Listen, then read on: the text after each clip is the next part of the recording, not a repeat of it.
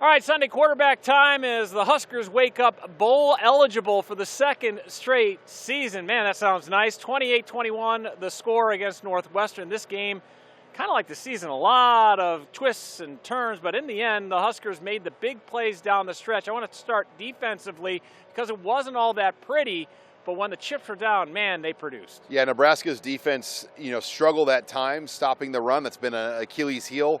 They gave up the big, long touchdown run that kind of turned the game. But when it mattered, they dug in. They forced turnovers. I thought Donovan Jones and then Javen Wright's interceptions were things that we just didn't see last week at Minnesota. So for them to dig in when they needed to dig in, especially after Dylan Raiola had the interception, just such a big moment because we haven't seen that last week. I mean, they just weren't able to do that. Yeah, we haven't seen a lot last week. One of those things we didn't see last week is the run game.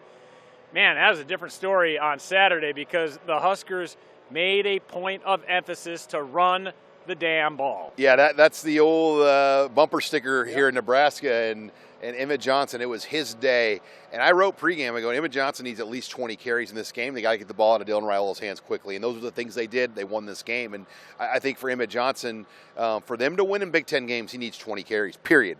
And today they wrote on 27. That's a pretty significant number. It's the most carries a back has had in the Matt Rule era, the most since Anthony Grant had 32 back when Mickey Joseph was the interim head coach. Yeah, Emmett Johnson finishes with 124 yards and 2 touchdowns. Could have been 3 touchdowns and more yards, but Johnson did the smart thing and hit the turf so the Huskers would keep possession and run out the clock.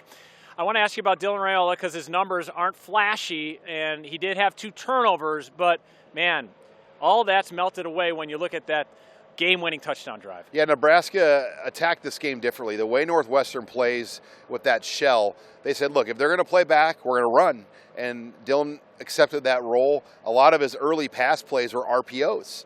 And, they weren't really true down-the-field throws, or they were just short, quick throws. But then they asked him to make plays late in this game. On that final touchdown drive, Andy, he was 4 for 4 on third down throws for 46 yards. That was the difference. That won the game for Nebraska. So we can talk about Emmett Johnson and what he did, the 2 turnovers. But that 4 for 4 third down mark for Dylan Raiola on those 4 crucial third down plays changed the game. Yeah, Dylan Raiola really did make the plays when they counted most. Matt Rule said it was his best game in terms of poise and composure, which I thought was unique. And because you don't think, oh, that's his best game, and he had 141 yards passing, 16 of 22. But when you take a look at it, hey, they won the game, and he was a big reason why. And there was a chip on the shoulder of this team. No doubt. They took last week hard. Not personally. Look, like nobody was being personal. I mean, people are just disappointed how poor they played, and you should be. I mean, that was an embarrassing effort at Minnesota, and no one was saying, 5-2 is bad. But the way you played was bad last week, and Husker fans are going to hold you accountable. And I think, that's where having this fan base, they got everybody locked in. I mean, I think the message from the coaching staff to the players was so different for this game. And you can sense they were like, they just had this fire in their eyes after just all the criticism they took, because that's all you heard all week around the state. This was like a fork in the road game.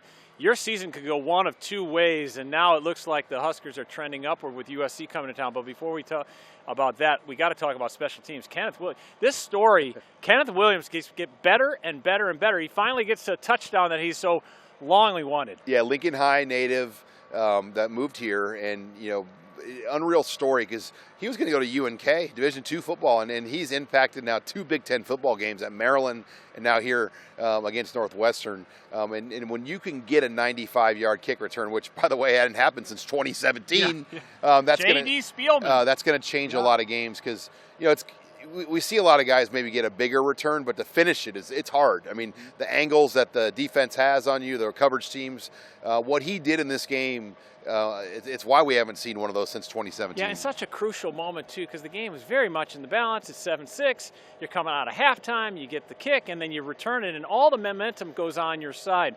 Now moving forward, Sean, that bugaboo, the monkey's off your back. You got the bowl eligibility thing. How far can this team take it? Well, you got a big one at home now, and you would like to think this place is going to be electric for USC with 6-2 Nebraska. And we're not talking about can they get to 6. It's over. This is the earliest they've gotten to 6 wins since 2016, and we can stop talking about that now. 2 years in a row, You know, what did Lou Spry say in Major League? You win 3, they call that a winning streak. Well, we got 2 years in a row now going to a bowl game and getting that wrapped up, and you know, it's progress for this program. And look, 6-2. I think if you would have said, "Hey, Andy, they're going to be 6-2 after 8," everyone's like, "Yeah, I'll take that." 7-1 would be nice too, but 6-2 is great. Yeah, 6-2 heading into your Final Four. 2 home games, 2 away. It all starts Saturday night under the lights in a blackout when USC comes to Lincoln.